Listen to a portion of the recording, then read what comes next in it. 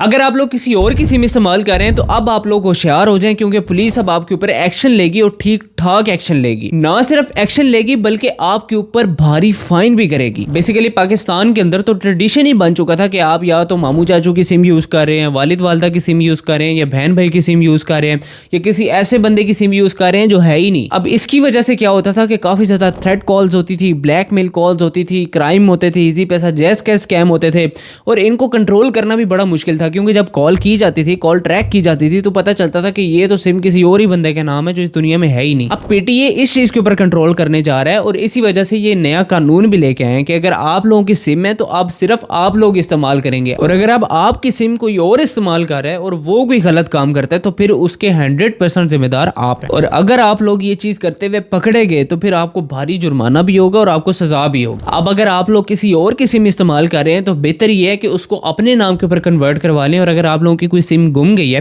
تو پھر اس کو بند کروا دیں۔ اگر اس کے اوپر کوئی کرائم ہو گیا تو پھر اس کے ذمہ دار آپ ہیں اور آپ پہ ایکشن بھی ہوگا۔ اب آپ لوگ پی ٹی اے کے اس سٹیپ سے کتنا خوش ہیں آپ لوگ کمنٹ سیکشن میں بتا سکتے ہیں۔ تھینکس فار واچنگ، اللہ حافظ۔